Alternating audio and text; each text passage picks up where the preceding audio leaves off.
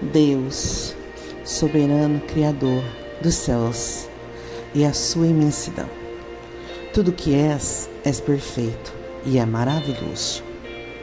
O meu coração, ele se rende a Ti, amado da minha alma.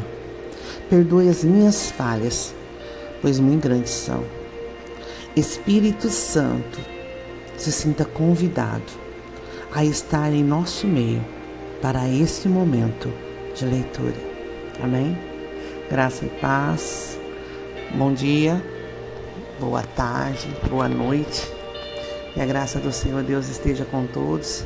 Eu não sei qual é o momento que vocês irão fazer essa leitura, mas para mim agora já são meio-dia.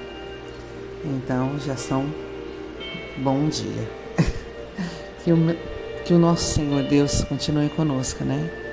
Nesse dia maravilhoso, onde iremos fazer a leitura do 5º capítulo do nosso livro, que tem por escritura Joana Weaver, Como ter um coração de Maria no mundo de Marta.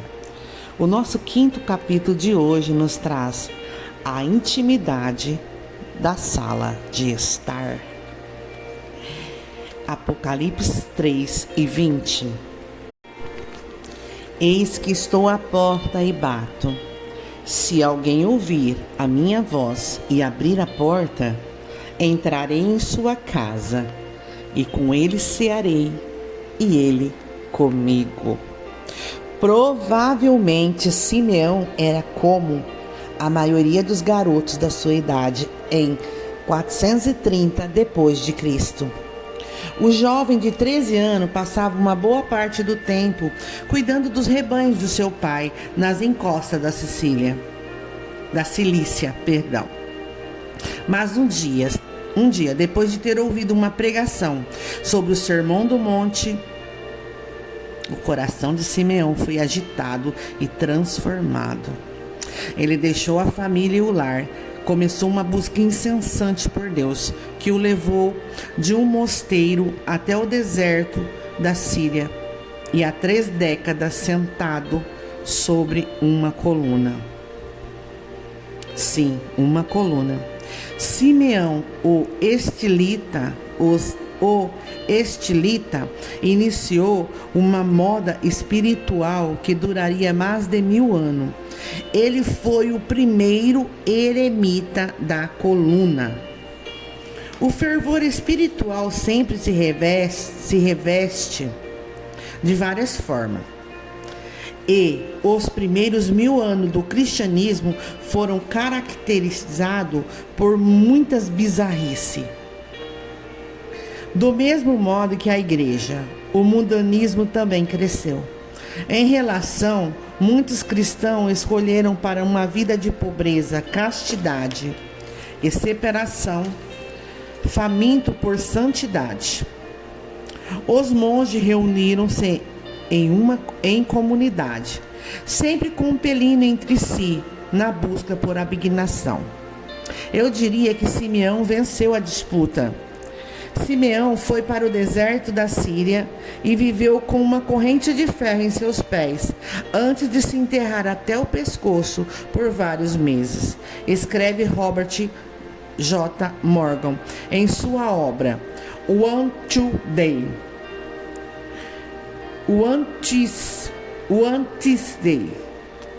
Quando as multidões congregaram-se para ver seu ato de notória santidade, Simeão resolveu escapar das distrações, vivendo no alto de um pilar. A primeira coluna tinha 1,80 de altura, mas logo ele construiu outra mais alta, até que a sua resistência permanente atingisse 18 metros. Ele viveu ali por 30 anos, exposto a tudo, amarrado ao seu poleiro por uma corda para evitar uma queda enquanto dormia. Através de uma escada, seus seguidores lhe traziam comida todos os dias e removiam o lixo.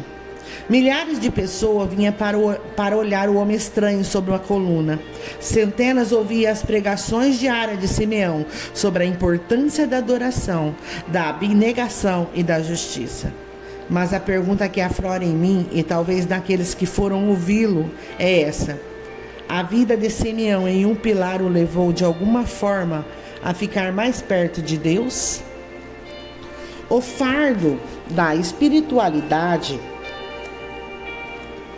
intimidade com Deus. O que isso significa para você? E como você a alcança? É necessário sentar em uma coluna como Simeão ou ser enterrado na areia até o pescoço?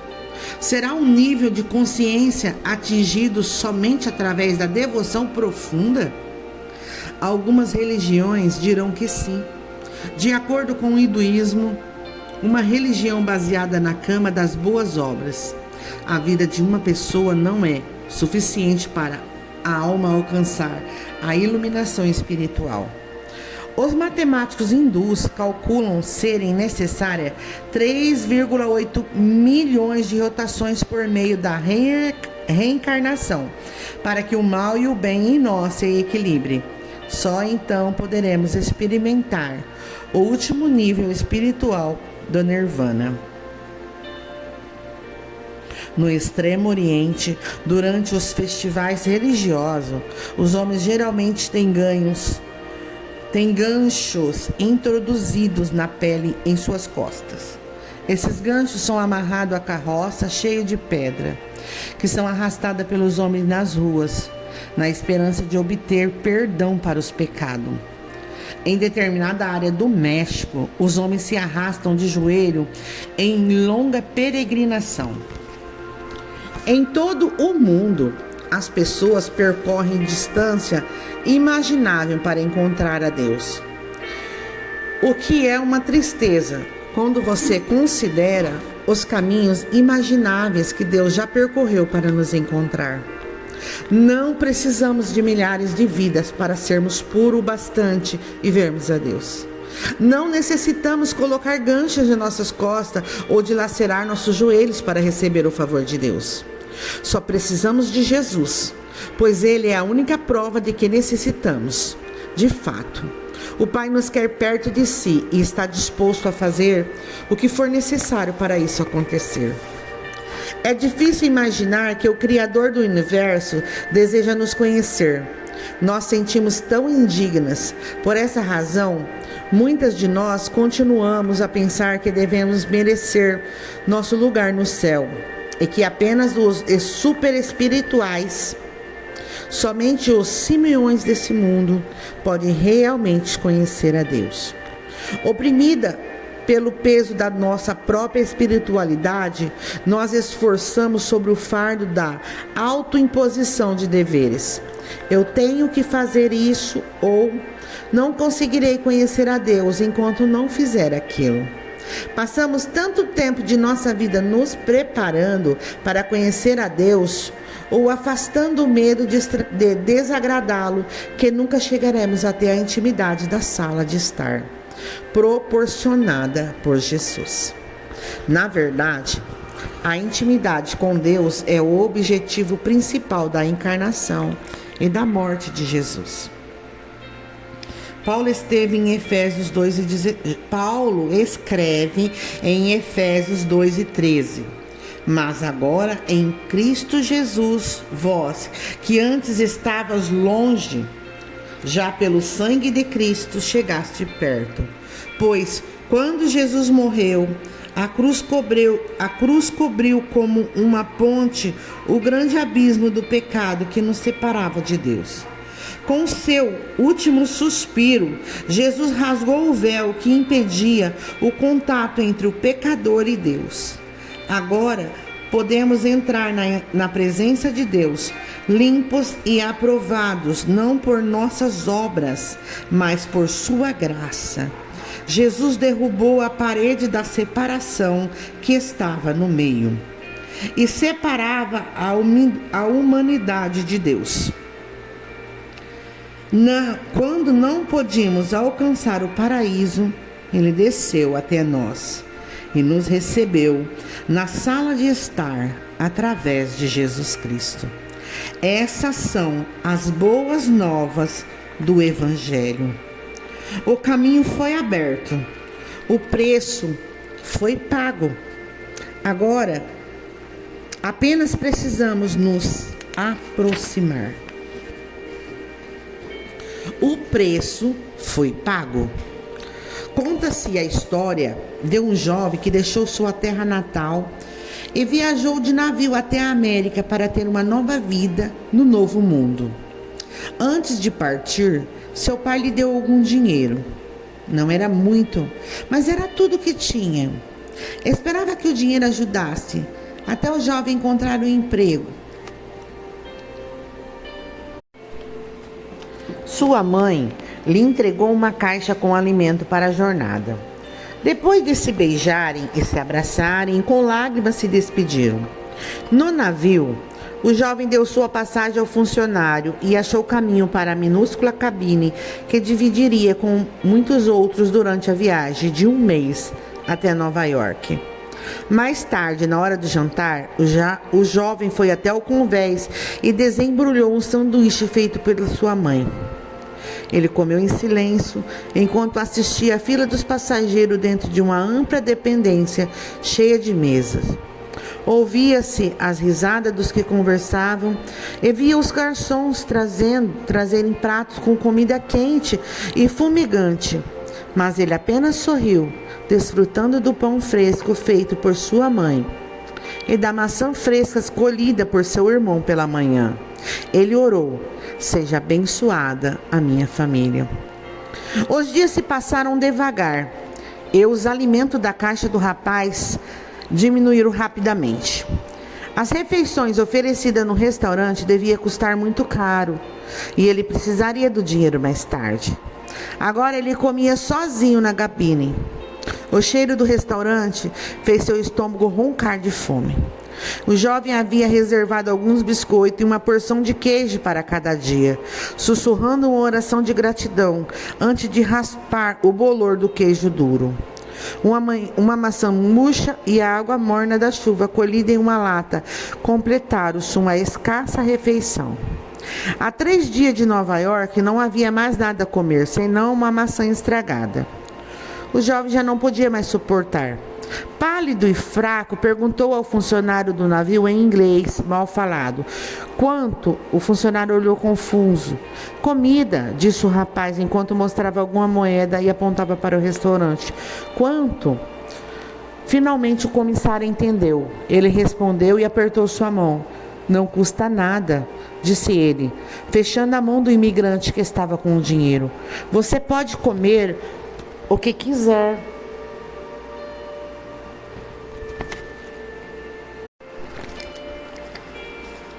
Não custa nada, disse ele, fechando a mão do imigrante que estava com o dinheiro. Você pode comer o que quiser. O custo das refeições estava incluído no preço da passagem. Essa história significa muito para mim. Durante anos vivi com uma indigente em vez de viver como uma princesa. Repetindo. Durante anos vivi como uma indigente em vez de viver como uma princesa. Acomodei-me ao queijo envelhecido e às maçãs murchas em vez de desfrutar da rica mesa que Deus preparou para mim.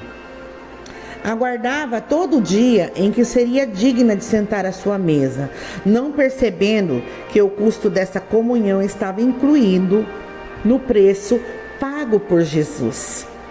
O preço foi pago. Por favor, ouça essa simples verdade. Se você aceitou Jesus Cristo como Salvador, o preço já foi pago para você. Isso significa que não há nada que nos afaste da intimidade da sala de estar. A parede da separação que estava no meio foi derrubada, pelo menos do lado de Deus. Mas pode ser preciso um pouco mais de trabalho de demolição, pois o inimigo da nossa alma está muito ocupado construindo barreiras para bloquear a intimidade espiritual. Barreiras à intimidade. Antes da salvação, Satanás dizia que estávamos bem, não precisávamos de um Salvador. Mas, agora que somos salvas, O acusador aponta seu dedo para nós e nos diz que não somos boas, não merecemos um Salvador. É claro que ele está mentindo. Jesus diz isso em João 8,44. Satanás é o pai da mentira. De fato, ele mente muito bem. E a sua língua materna. A palavra grega para mentira é pseudos, que significa falsidade ou uma tentativa de enganar. Usamos o prefixo pseudo para transmitir a ideia de imitação, uma falsa semelhança. É exatamente o que temos quando ouvimos as mentiras de Satanás e nos acomodamos ao pior em vez do melhor. Pseudo-cristianismo, pseudo-graça. Satanás geralmente não tenta nos fazer engolir uma mentira espalhafatosa. Ele é esperto demais para tal. Em vez disso, ele altera a verdade, segundo lhe convém, para nos manter o mais longe possível de Deus. Olha o que você fez, ele sussurra. Como Deus poderia perdoá-la? Ele torna a verdade do pecado em um porrete de culpa e vergonha e nos golpeia com ele. Você não é boa, querida. Você não é boa. E se permitirmos, ele vai cantar isso de novo. Pois todas as vezes que ouvimos sua música de mentira, retrocedemos um passo, afastando-nos da sala de estar, para longe da proximidade desejada por nossos corações. Talvez você não lute contra as mentiras descritas acima. Quem sabe você nunca experimentou a loucura solitária da dúvida e da culpa. Na verdade, seu relacionamento e posição diante de Deus estão seguro e inabalável. Mas tome cuidado. Satanás pode usar outra circunstância eficaz para afastá-la de Deus. A vida agitada, por exemplo. Anne Wilson Chalfes menciona uma propaganda veiculada na área da Baía de São Francisco a respeito de uma série de 12 encontros. As reuniões eram voltadas para pessoas viciadas em trabalho. No final do panfleto estava escrito: se você estiver muito ocupada para as reuniões, nós vamos compreender. Gostaria de saber se Deus compreende quando estamos ocupadas demais para considerarmos sua presença em nossas vidas, ou cansada demais, ou embaraçadas demais para admitir que fizemos algo que desagradou a Deus. Não se engane, Satanás gosta de usar nossa agenda sobrecarregada, nossos corpos estressados e nossas desordens emocionais para construir obstáculos à intimidade com Deus. Por essa razão, é preciso olhar com cuidado cada pensamento, sentimento ou atividade que diminui nossa vontade de ter uma amizade íntima com o Senhor. Barras de chocolate espirituais. Terry Myers era a esposa do pastor quando a minha família vivia em Grant Pass, em Oregon. Ela foi e ainda é uma amiga querida e uma conselheira espiritual. O retrato de um coração de Maria em um mundo de Marta. Ao longo dos anos, enquanto observava sua conduta em relação a Deus, me animei para aprofundar meu relacionamento com o Senhor. Mas Terry é a primeira a admitir que nem sempre é fácil estar perto dele. Ela conta que em uma noite iria receber visita para jantar. Trabalhou arduamente o dia todo para preparar uma bela refeição. 4 pratos e uma sobremesa caprichada. Seria maravilhoso. No entanto, em um momento no meio da tarde, Theory percebeu que estava com fome. Estive tão ocupada cozinhando e limpando, diz ela, que me esqueci completamente de almoçar.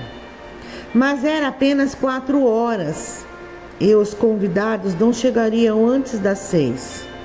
Eu sempre tenho uns docinhos escondidos, disse ela com um largo sorriso. Então apanhou algumas barras de chocolate e sentou-se para descansar, apreciando a sala de estar limpa e a linda mesa. Fiz uma mágica. Meu estômago não roncava mais. Eu podia tomar banho, arrumar o meu cabelo e me vestir com tempo de sobra. Theory só descobriu o problema quando se sentou à mesa do jantar. Lá estava ela, diante do jantar maravilhoso, que levou o dia todo preparando, sem apetite algum.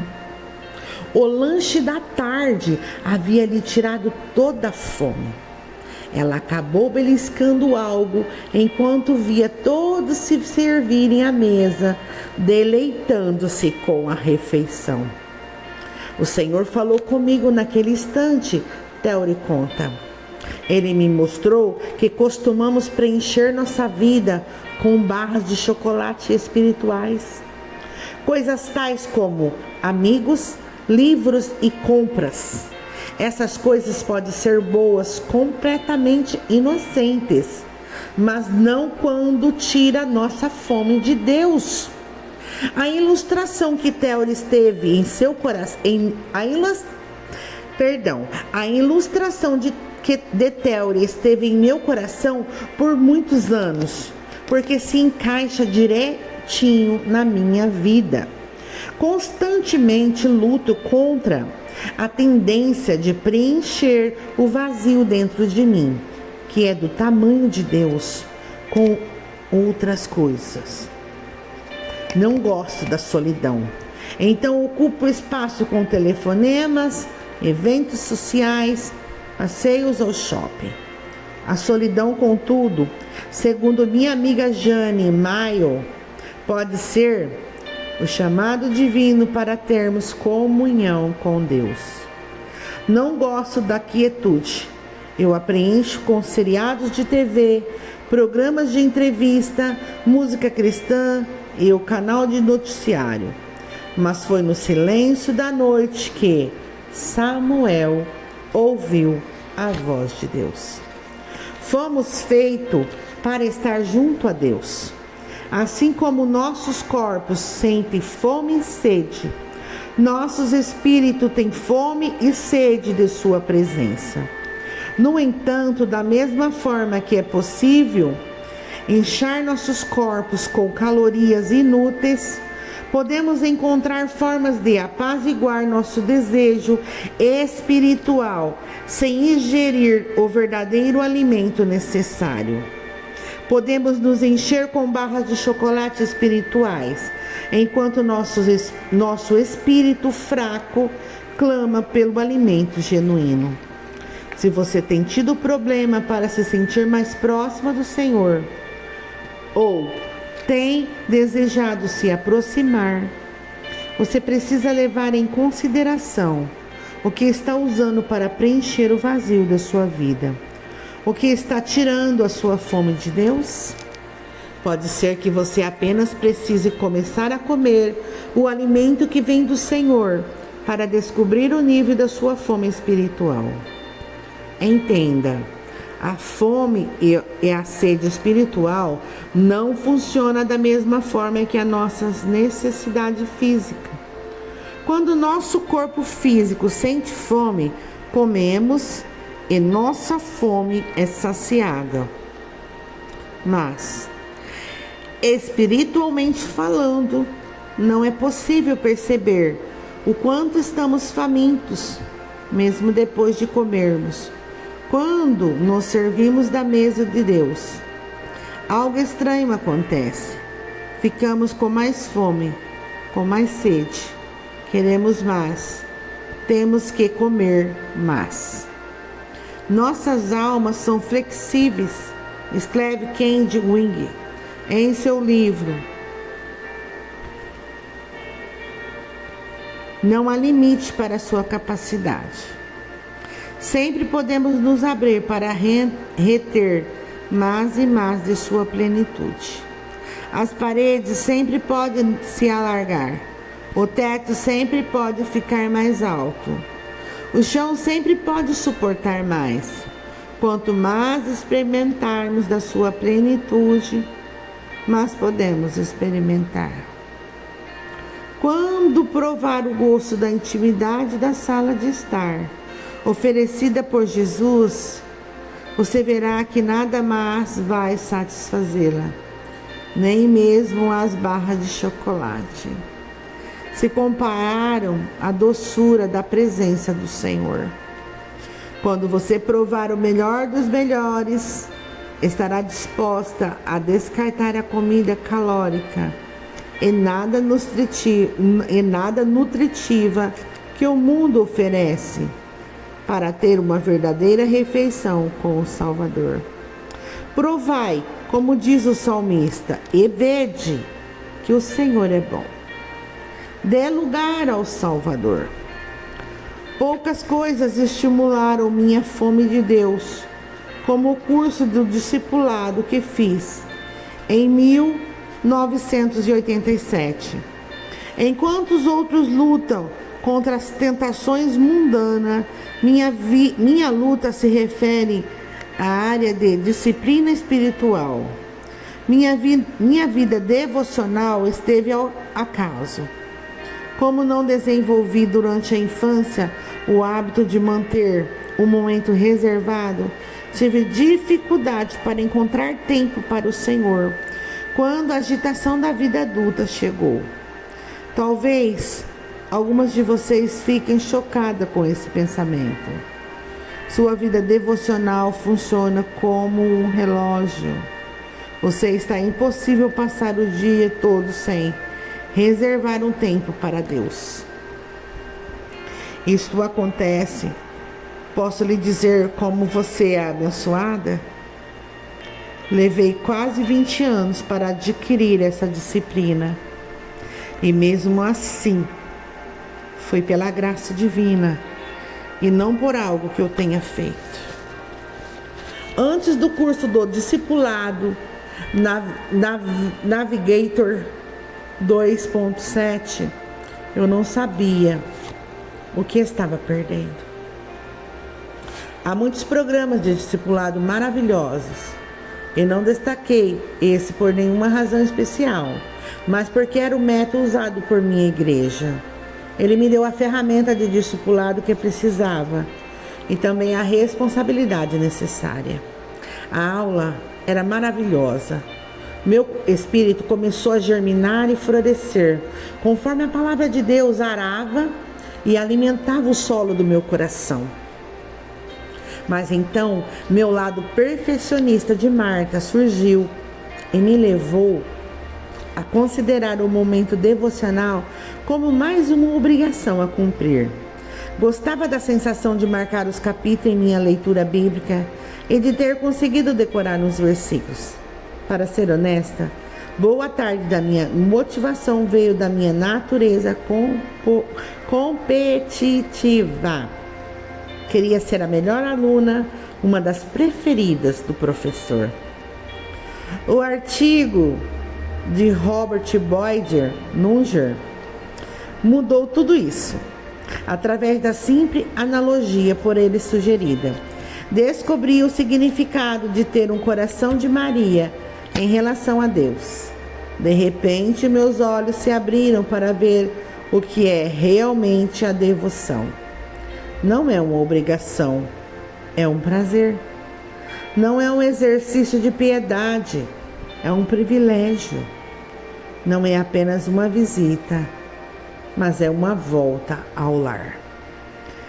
Indubitavelmente, uma das doutrinas cristãs mais notável é a de que Jesus Cristo, através da presença do Espírito Santo, entra de fato no coração Instala-se e faz ali o seu lar. Diz Munger: Jesus passou pela escuridão do meu coração e ligou a luz. Ele acendeu uma chama no gélido coração e baniu a frieza. Ele trouxe música para onde havia apenas silêncio e preencheu o vazio com a sua companhia adorável e maravilhosa. Munger continua e nos conta como mostrou a casa de seu coração a Cristo e convidou a instalar-se e sentir-se em casa. Recebendo bem e mostrando-lhe os aposentos juntos, visitaram a biblioteca da sua mente, uma sala muito pequena com parede muito extensa. Observaram a sala de estar dos seus apetites e desejos. Passaram um tempo perto da oficina onde seus talentos e habilidades eram guardados, e no salão de festa de certas parcerias e amizades, atividades e divertimentos. Remexeram tanto no quartinho repleto de coisas mortas e fédidas que ele acumulou. As descrições de cada aposento refletem o meu coração, mas foi sua descrição da sala de visita que mudaria para sempre o modo como eu enxergava os momentos com o Senhor. Aproximamos-nos da sala de visita.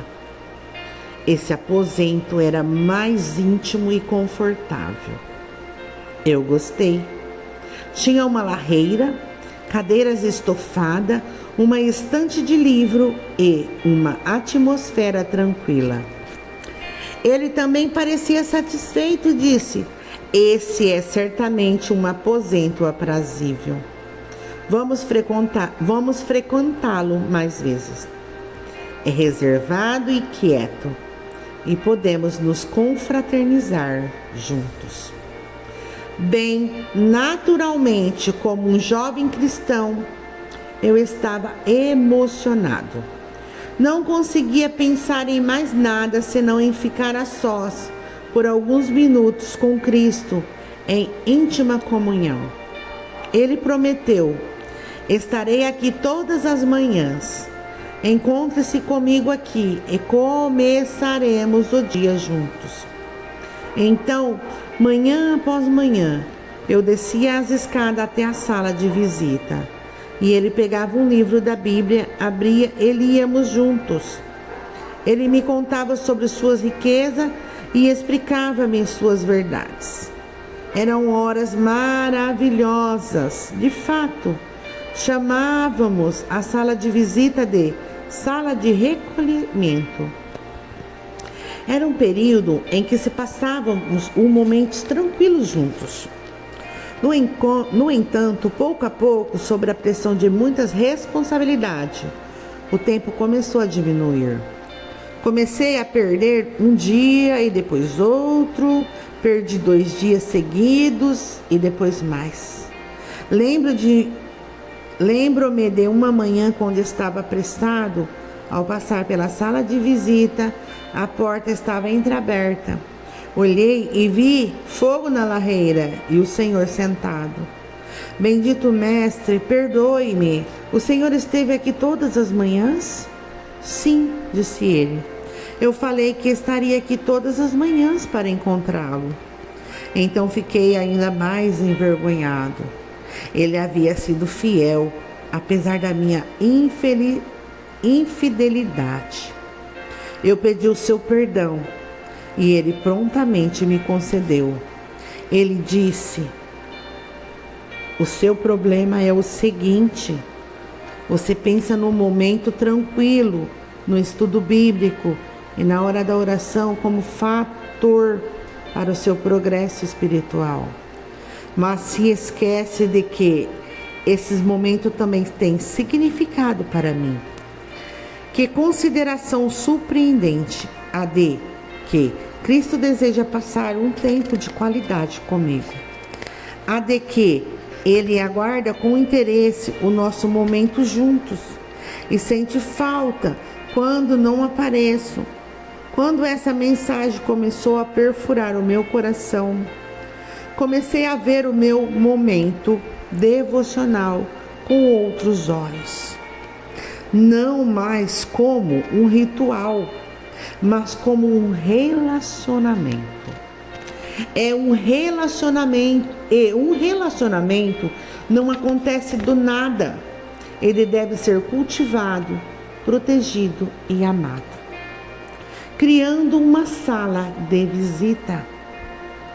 Algo especial em um espaço consagrado ao Senhor. Um aposento separado especialmente para os momentos de tranquilidade. Mas se você não tiver um quarto extra em casa, considere as seguintes ideias para criar um local de oração onde quer que você esteja. Emily Barks, escritora e locutora que inspirou milhares de mulheres cristãs a ter uma vida bela, mantém uma cesta especial para ajudá-la com os devocionais.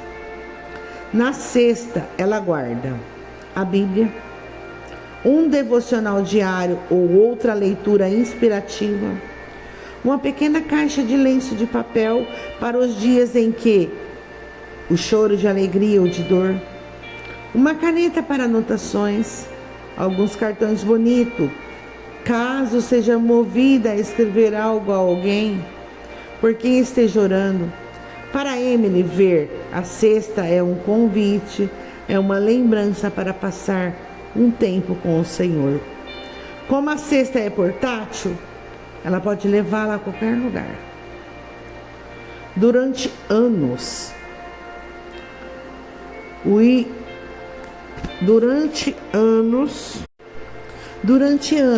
Gwen Shamblin, uma consultora cristã sobre perda de peso, acorda no meio da noite para passar o seu momento com Deus.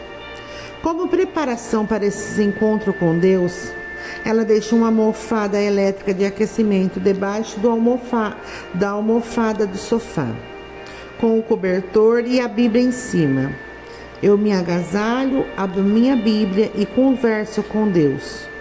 São momentos que aguardo com ansiedade. Mateus 6:6.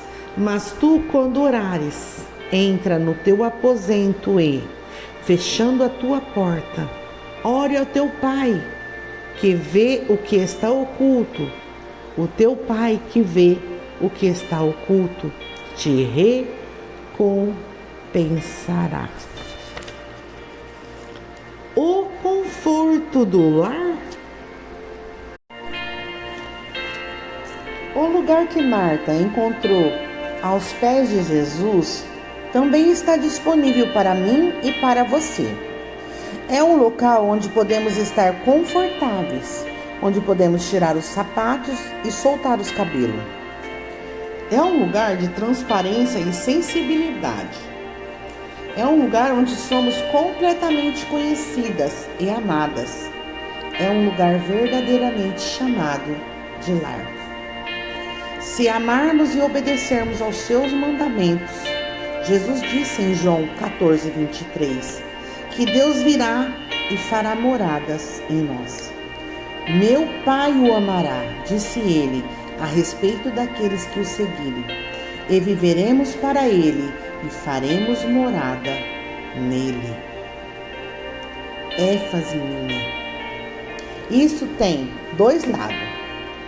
Jesus não apenas deseja morar em nós, também quer que façamos morada nele. Deus quer sua habitação, escreveu Max Lucado em A Grande Casa de Deus. Ele não tem interesse em ser um refúgio para o fim de semana, um bangalô para domingo ou um chalé para o verão. Não cogite usar a Deus como uma cabana de férias ou um retiro ocasional.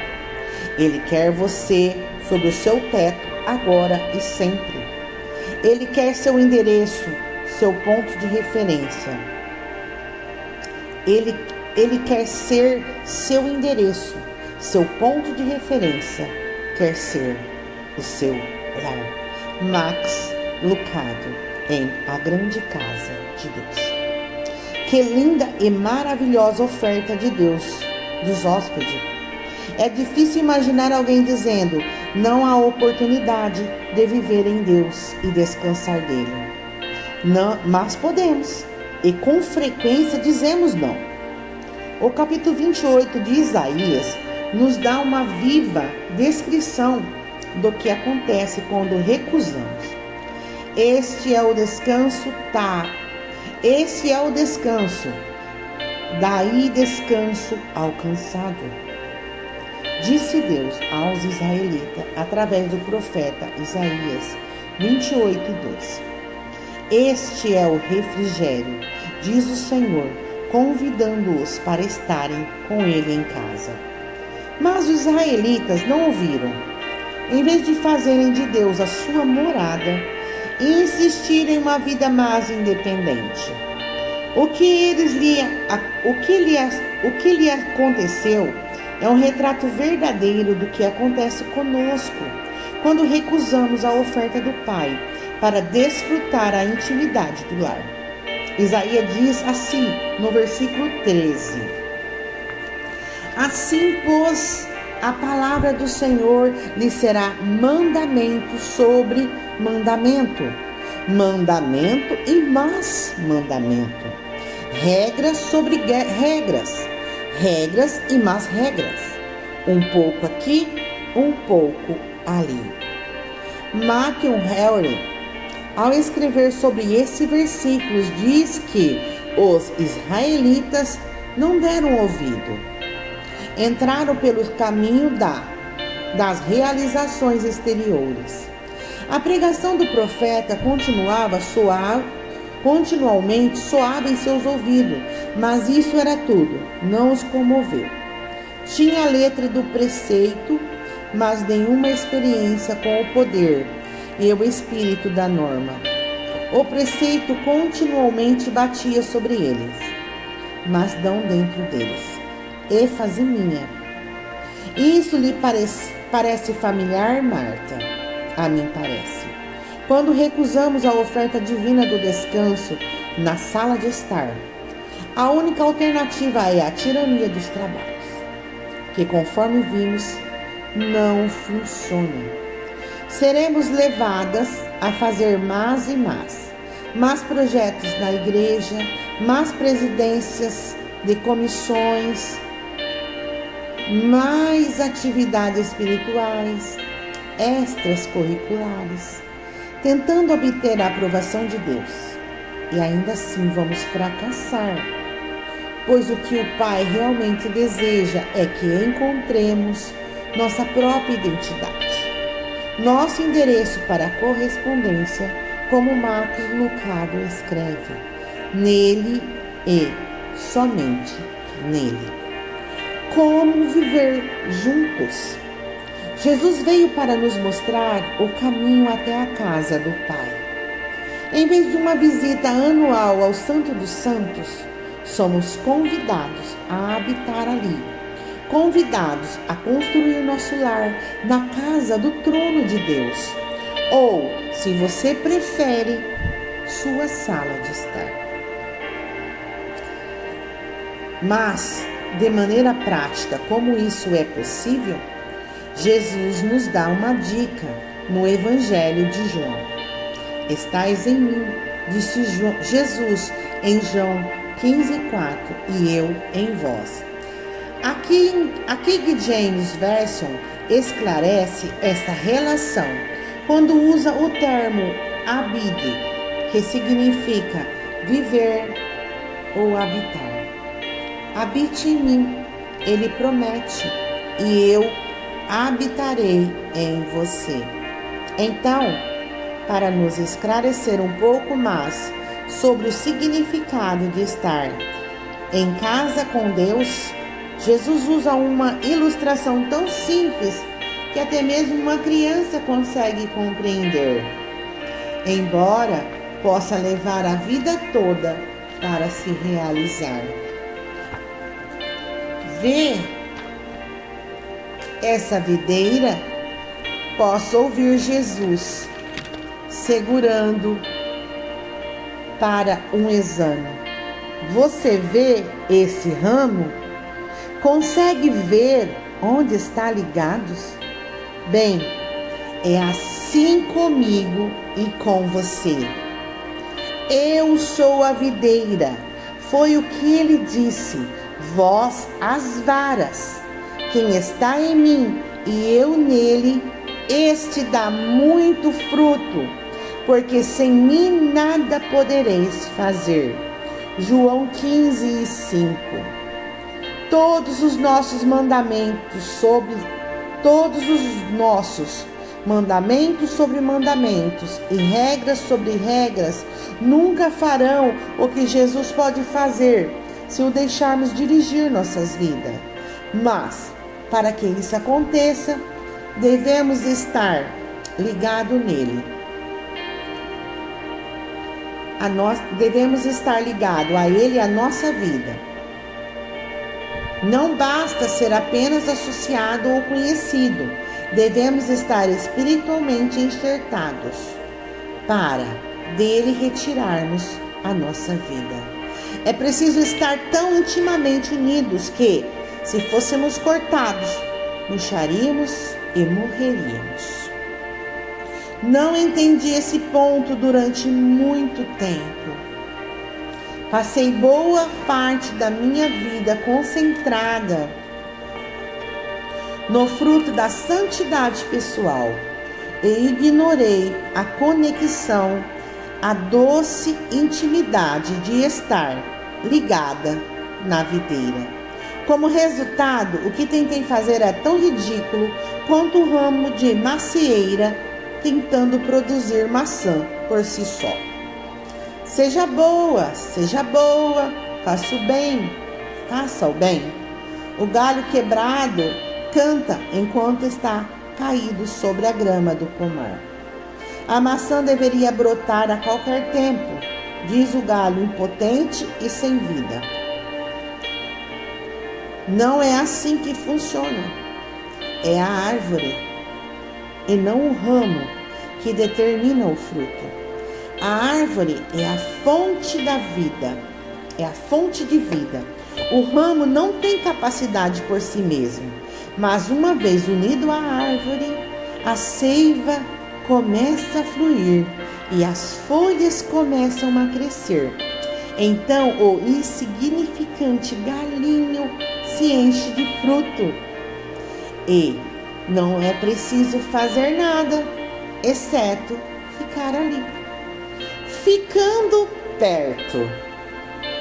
Meu relacionamento com Deus funciona da mesma forma. Minha única responsabilidade é manter sólida e segura a conexão com Jesus Cristo. Como isso é feito? Não é complicado. Parece repetitivo, mas a fórmula para ter intimidade com Deus permanece a mesma desde o início. Oração, mais palavra, mais tempo, intimidade com Deus. No capítulo 7, falaremos mais sobre como desenvolver esse momento de intimidade. Por enquanto, vamos olhar por um instante para esses componentes necessários ao relacionamento estreito com Deus. Em primeiro lugar, o que é oração? Há livros inteiros sobre o assunto, mas na essência, orar é falar com Deus. A oração é o clamor do meu coração por sabedoria, direção, por minhas necessidades e a dos outros também. Quando concentro o meu coração nele, a oração me permite expressar o meu amor através da adoração e declarar que Dependo totalmente de Deus. Então, quando estou diante do Senhor, Ele me revela o seu coração. Uma das formas pelas quais Deus mais demonstra seu amor por nós é a palavra, a Bíblia, que é o segundo fator fundamental da intimidade. A palavra hebraica em Bíblia é mikra, que significa o chamado de Deus. Isto não é maravilhoso? Não precisamos ter dúvidas sobre o que Deus pensa e acha sobre certos assuntos, pois Ele já o revelou em grande proporção, através das Escrituras. Melhor ainda, não é preciso ter dúvida se Ele nos ama ou não. De acordo com o meu dicionário, a palavra do inglês arcaico para evangelho é gospel. Deus explica o seu amor no mínimo detalhe para que o mundo todo entenda. Está na Bíblia. Não temas, porque eu te remi, diz o Senhor em Isaías 43, 1 e 4. Chamei-te pelo teu nome. Enquanto fosse precioso aos meus olhos, também fosse glorificado, e eu te amei. Somos um povo escolhido, santificado, profunda e afetuosamente amado por Deus. Como sei disso? Eu ouço a voz de Deus todas as vezes que abro a sua palavra. O tempo é um fator especial para a intimidade da sala de estar, por uma razão meramente prática. Se eu não reservar um tempo para a oração, não haverá comunicação de verdade em nosso relacionamento. Se eu não reservar tempo para ler a palavra de Deus, não ouvirei o seu chamado. Descobrindo a vontade de Deus. Você já se perguntou como as pessoas aprenderam a discernir a vontade de Deus? George Muller, um pastor inglês do século XV,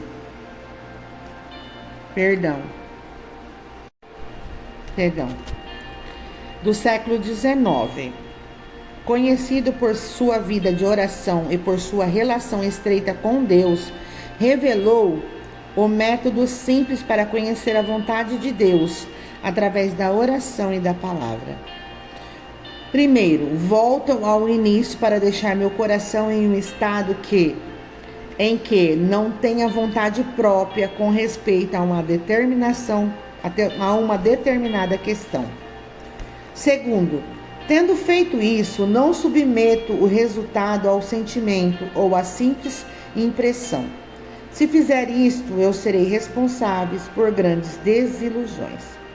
Busco a vontade do Espírito de Deus de acordo com a palavra de Deus.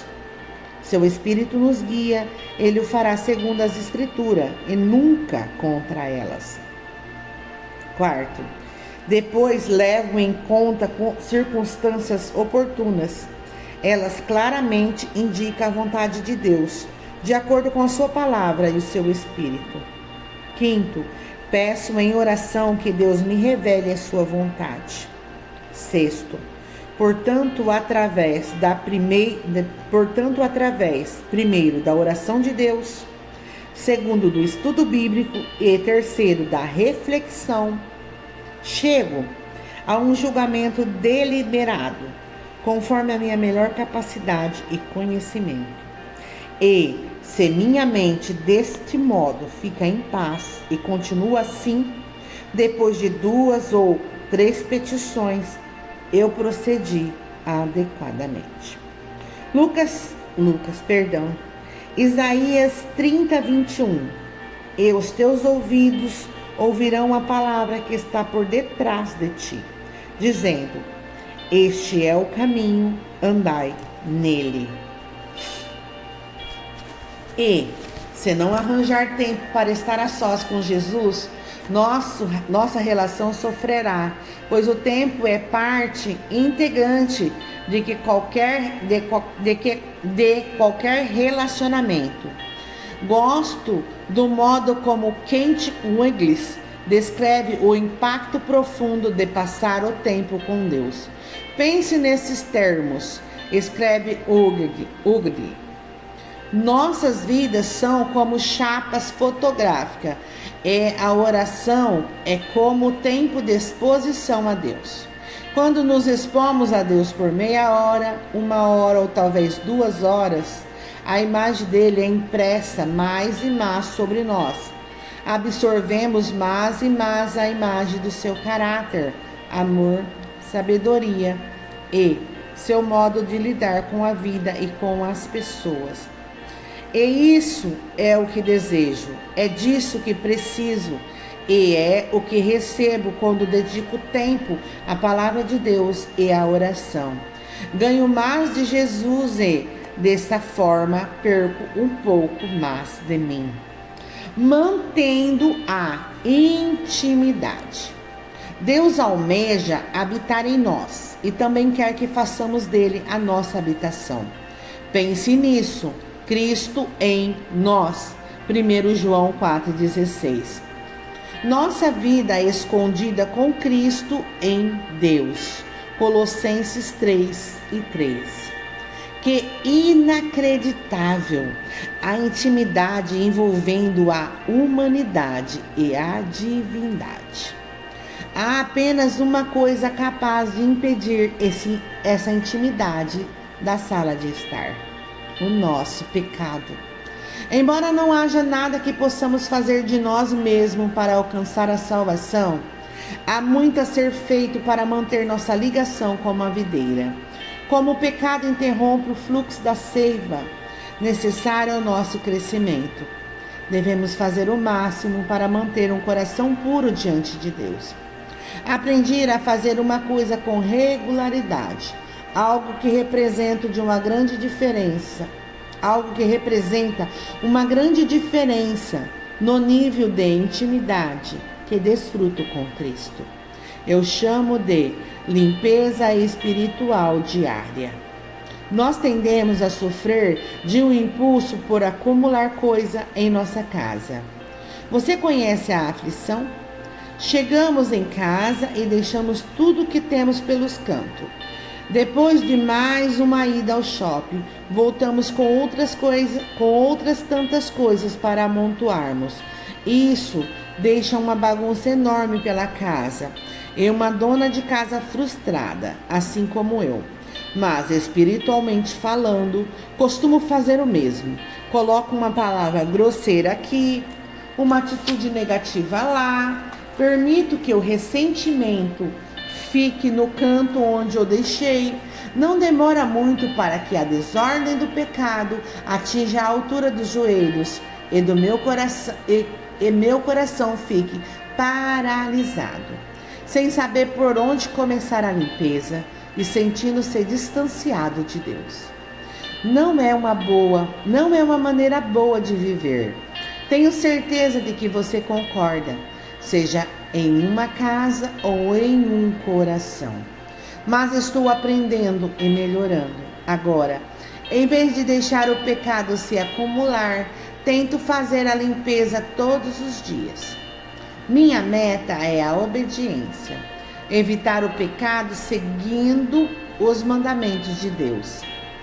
Mas, quando faço bagunça, tento escolher o